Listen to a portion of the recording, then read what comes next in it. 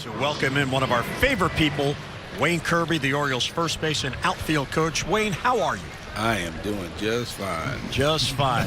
Now, Jim and I were talking earlier about spring training being a process.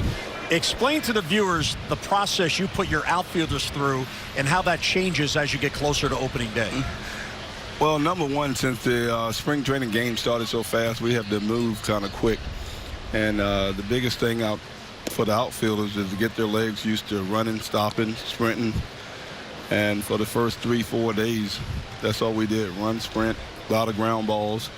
We monitor their throwing a little bit. One day it'd be a long infield, one day it'd be a short infield. So guys that stay back get a chance to get their arm or breather. Guys that go on the road still continue their routine.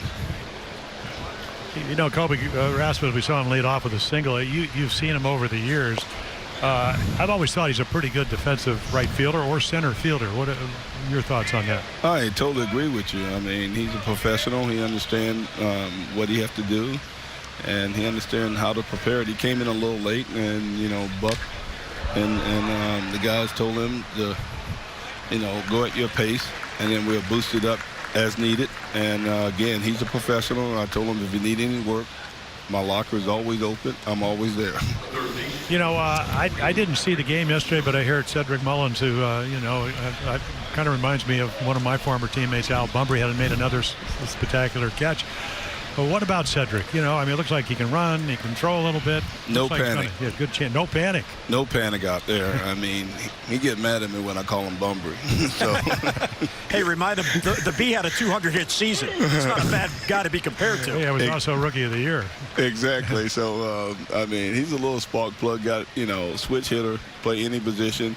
You know, his main thing was to get rid of the ball quicker, charge the ball, and cut down the distance. And other day, he threw out a guy from left field, perfect one hop. So if you have if you don't have a strong arm, there's always a way to improve it. Charge the ball harder, get rid of it quicker, and that makes up for the difference. And he's been working on that real well. Wayne, one player that is getting a lot of notice and attention because of the Rule 5 status is Anthony Santander. Now, the Orioles obviously believe he can hit because he's showing signs of that. But what about him defensively? Defensively, he came in, I think, 10 to 12 pounds lighter. He's throwing the ball a lot better than last year. I thought he was a little tight. And his defense has been outstanding this spring. And, you know, that whole set of outfielders have been awesome this spring. I mean, everything I asked them to do, they've done. Drop steps, charging the ball hard. You know, the fundamental throwing mechanics from the outfield side, and they've been great. One thing, you know, last year, with Adam Jones in center field, I guess the philosophy, I'm not sure if, at least early on, you were really on board of it. Maybe play a little bit deeper, especially at home because it's a small ballpark. Might that change a little bit this year with Rasmussen left and maybe, you know, Mancini, who really looks like he's working hard at left field, maybe the defense a little bit better? Well, one of the things that I had addressed to Adam is, you know, all this sabermetrics and, you know, speed and zone rating and all that. We changed a few things up. I found out that his first step, you know, Father Time to get on you every once in a while, that I found out his first step was not as quick as it could be. So we worked on a few things on his angles of his feet, you know, almost like a tennis player going side to side.